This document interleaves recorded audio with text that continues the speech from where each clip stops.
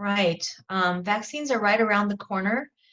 There are two that are front runners right now. There's the Pfizer vaccine and the Moderna vaccine. And we are expecting the FDA to finalize their review of the Pfizer vaccine and approve it any day now, very soon. And once that happens, Pfizer is ready to ship vaccines immediately for that first initial phase of shipments. Here at San Joaquin County Public Health, we are expecting to receive our first initial doses um, in the coming week, maybe Monday or Tuesday. Now, who will be the first to get the vaccine in San Joaquin Valley? Yes, so the CDC and the ACIP has worked out a framework of phases as to how to prioritize who would get the vaccine. And the CDPH here in the state of California, we have also work groups that are looking at this and developing that framework as well. And that very first phase, which is being called phase 1A, shows us that we need to direct our very first vaccines to our healthcare workers, also our medical first responders and residents of our skilled nursing facilities. How big is the supply? Do you know? We don't know exactly how much we'll be getting and when. We do know that this very first shipment that we're going to be getting will be 4,875 doses of the Pfizer vaccine. We believe that the week after, we should be getting maybe about 6,000 of the Moderna vaccine, if that one gets approved by the FDA as well. And thereafter, we will learn as it goes.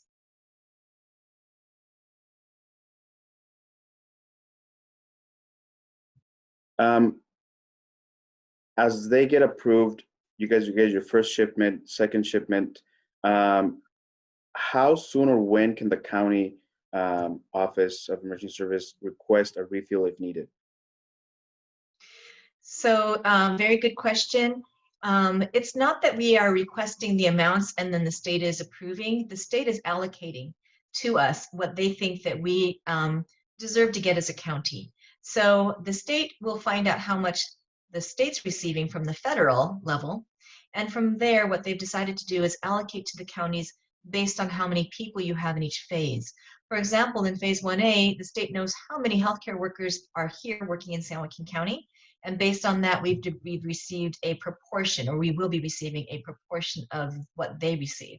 So it's kind of complicated, and I don't really put requests in for the amount. They tell us what they think we're qualified for, and we answer back saying that, yes, we would like to receive it. Now, keeping in mind that vaccine is going to go first for healthcare workers, and then it's going to trickle down. How soon could the general public see access to the vaccine? Yeah, that's a very good question, and I can't be very exact about that. All the details are getting worked out very, very quickly. This is a very quickly moving issue. I do believe that there are people in the general public who will be in that first phase 1. The healthcare workers is 1A, but there's also a 1B. And then there's phase 2. So somewhere in there, some of the people in the general public who work in critical infrastructure who are at higher risk of exposure, for example, possibly our teachers, maybe some of the first recipients of the general public. That could be as early as January, February, and time will tell, and as time goes by, we will learn more. Now, knowing how big the San Joaquin Valley is on agriculture, are any of the farm workers or people who work in the fields in what phase 1 or 2? That's all being worked out right now at the state level. So very good question to ask about our ag workers, because we know that we've had some issues with agriculture and the transmission rates being high amongst those workers, and we do want to protect them. So critical infrastructure workers such as those are in the federal plan as a phase 2, but the state is reworking that and the federal level is reworking that. That framework continually shifts and gets updated, so we'll see, but I do believe they're going to be some of the first prioritized groups within the general public. So far, are there any fears of side effects, any concerns?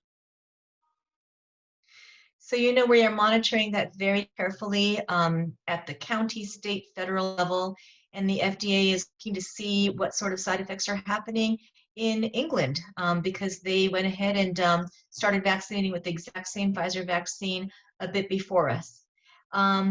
And it's kind of an advantage that they did go before us because we're able to see what kind of side effects some of their constituents are having. And I'm sure the FDA is looking at that very carefully as they plan their approval.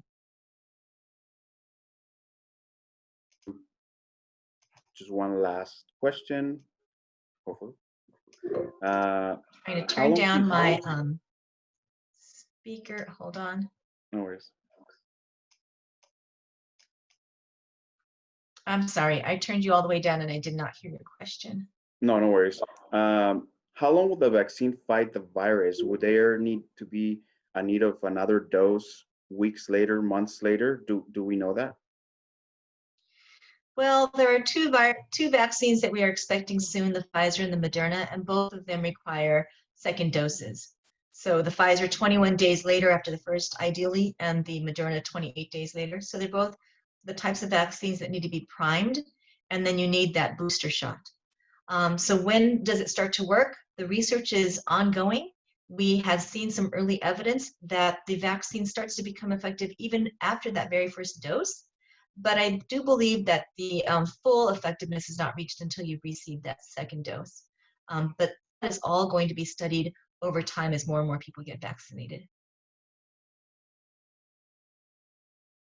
So it will be too early to say that after the second dose, you're good for life, right? So after you receive your full 2 doses, how long does the vaccine last? And that's a question that's going to be very heavily studied in the coming months. There is some early evidence that is looking very good, that it could endure for a long time, maybe a year or even more. And so we're very hopeful. We know that even with natural immunity, when you get coronavirus disease yourself, the length of time that you might be immune differs even between different people and the way that their immune system responded. So we shall see, but it's very hopeful.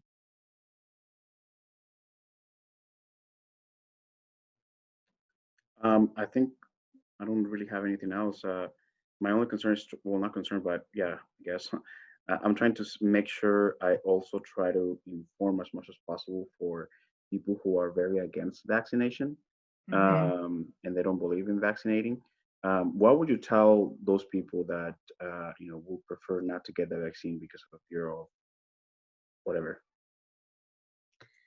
Right. And this being a new virus, I believe with the vaccine being new, people have even more concerns than with other vaccines that we are very familiar with.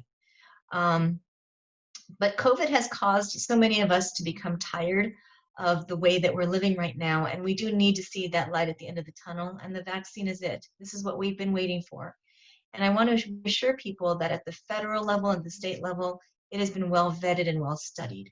When we say this vaccine came out quickly, the quick part of it was that as soon as the approvals come through, they're ready to be shipped. But the actual development of the vaccine, it went through all the same stages that any other vaccine in development would go through, with all the proper phase 1, 2, 3 trials, and the approval from the FDA being a very careful process. So we do believe it's going to be safe. We believe it's going to be very effective on these first 2 vaccines that are coming out. And I want to reassure the public that that you might hear that these first 2 vaccines were made from stem cells and from other things that were engineered that you're not comfortable with. I'm hearing some of that, and it's just not the case. It doesn't modify your DNA. It doesn't affect you that way. And so do the research and you'll see that really it's largely considered to be safe. And we need people to understand that so that we can get enough vaccinated to reach that herd immunity in order to move on past this epidemic or pandemic.